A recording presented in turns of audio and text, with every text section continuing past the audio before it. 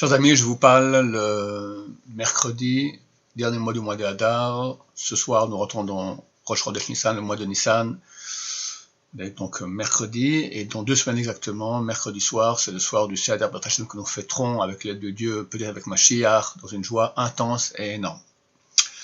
Chaque année, indépendamment de cette année, c'est déjà une période d'angoisse, de pression, de cauchemar même. Ces 2 semaines-là, je m'adresse beaucoup aux femmes qui doivent faire le nettoyage de Pessah, et ça frise la psychose. Le Rav Chaim de Brisk raconte qu'un jour il est sorti, il a vu une femme qui pendant une demi-heure comme ça frottait une chaise à l'extérieur. Il a dit mais il n'y a pas besoin, c'est pas obligatoire. La femme l'a regardé, interloqué, lui a dit si on écoutait les rabbins, on mangeait du Hametz à Pessah. Ça veut dire que en fait, Baruch Hashem, Am Israël sont saints, sont des gens qui aiment Hachem, qui aiment les fêtes, et ils veulent qu'il n'y ait pas une petite miette de Hametz, rien du tout dans toute la maison. Shulchan Aruch dit, les femmes qui frottent les murs pendant des heures, on leur dit rien, on les laisse faire. Ok, ça c'est en période normale, où elle veut être en psychose, de Hametz, etc., et c'est déjà très difficile comme ça. Vous savez que le soir du Seder, dans le Shulchan Aruch, les lois du Seder commencent au chapitre 602. Ta'ab en hébreu. Il y en a qui disent Ta'ab en arabe signifie fatigué. Le chapitre du Shulchan Aruch ont été écrits par le Baal HaTurim qui vivait dans un pays où on parlait l'arabe. Donc des fois il y a des signes comme ça. Fatigué, on arrive sur les rotules, exténué, c'est le soir du Seder, d'accord. Et pour les hommes aussi, il y a beaucoup de choses à préparer avant le soir du Seder. Donc on est très très fatigué, c'est le signe de cette soirée-là. Mais néanmoins cette année, il faut baisser un peu la tension et comprendre qu'on vit dans des conditions pas habituelles. On est en confinement, toute la famille est ensemble dans la maison. Déjà attention, elle est déjà grande comme ça à cause de Pessah, en plus à cause de l'angoisse de la maladie et du confinement, ça décuple, et il faut faire énormément d'efforts pour arriver à garder son calme, savoir exactement qu'est-ce qu'il faut faire pour Pessah, qu'est-ce qu'il ne faut pas faire pour Pessah.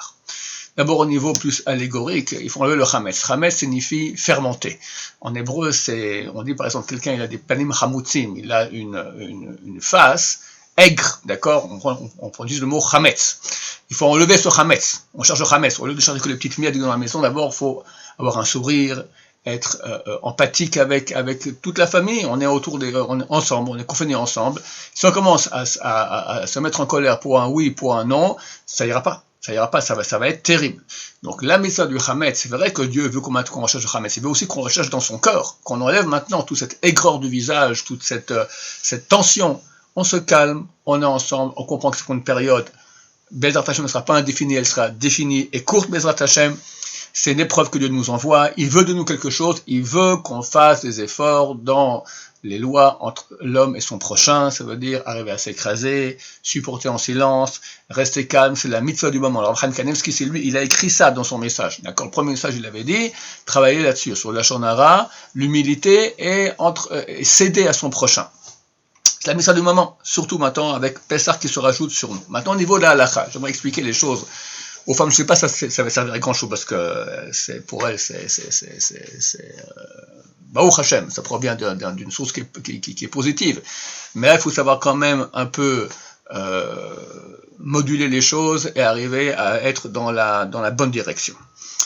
Il y a 2 interdits à Pessah. Il y a interdit de manger du Hametz, interdit d'avoir du Hametz. Manger du Hametz, c'est même 1 milligramme de millilitre, une petite miette de rien du tout, c'est dans nos bouches, on l'avale, c'est interdit de la Torah, c'est comme manger du porc.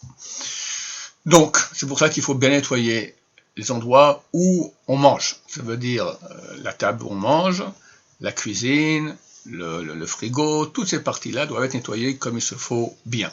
Mais c'est pas non plus la fin du monde. Il ne faut pas qu'il y ait de pain. Ok, alors on nettoie 1 fois, 2 fois, avec de l'eau de javel, même si un peu de pain avec l'eau de javel, ça le rend immangeable, ce pain-là perd son statut de pain, et voilà, le tour est joué.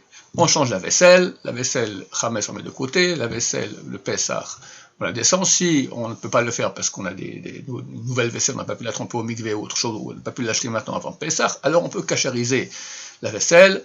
C'est un peu de travail, mais ça reste dans le domaine du normal. Le problème est que les femmes, à propos du deuxième interdit, elles confondent. Le deuxième interdit, c'est celui d'avoir du Hametz en sa possession. est-ce qu'il m'est interdit d'avoir une miette de Hametz sous le meuble ou dans la terre de ma petite plante que j'ai au balcon, ou dans les draps qu'il y a dans l'armoire? Non, absolument pas. Il est permis qu'il y ait là-bas des miettes. Ne me prenez pas pour un réformiste ou un conservateur, d'accord? Non, je vous dis la halakha telle qu'elle est exactement. L'interdit de posséder du Hametz ne concerne qu'un Hametz qui est important. C'est quoi important? Alors Chazal on dit, c'est un Hametz qui a une quantité égale ou supérieure à un kazaït. Kazaït, c'est un cube de 3 cm de côté. Si on veut être mahmir, comme on a vu du Rambam, dit kazaït c'est moins, on va dire 2 tiers. 2 tiers d'un cube de 300, vous comprenez, 2 tiers d'une boîte d'allumettes standard universelle. Allez, on va dire comme un pouce environ. Voilà, c'est à peu près ça. D'accord? On va dire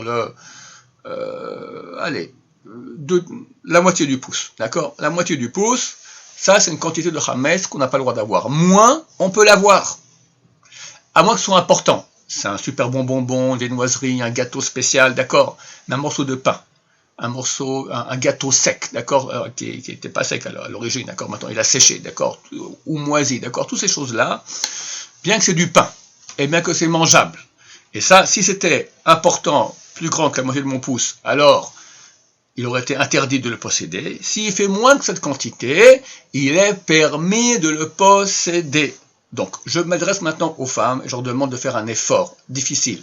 Le Rav de Belz aussi, le Rabbi de Belz, c'est une chassidoute super importante, ils sont extrêmement pointueux sur la halakha. Il a fait une grande annonce. Je demande aux femmes de faire un nettoyage de Pessah beaucoup plus cool que chaque année. Beaucoup plus cool. L'essentiel, les femmes confondent, elles comprennent que Pessah, il faut nettoyer la maison. Alors c'est bien une fois par année de nettoyer, mais faites-le pas maintenant. Maintenant, il y a votre mari, il y a les enfants, il y a l'angoisse, il y a le voisin qui a le corona, il y a une cousine qui a le corona. Nous-mêmes, on commence à tousser un peu, on se met à angoisser, qu'est-ce qui va se passer, etc. En plus, l'angoisse du Pessah, non mais ça va pas. Vous allez péter un câble.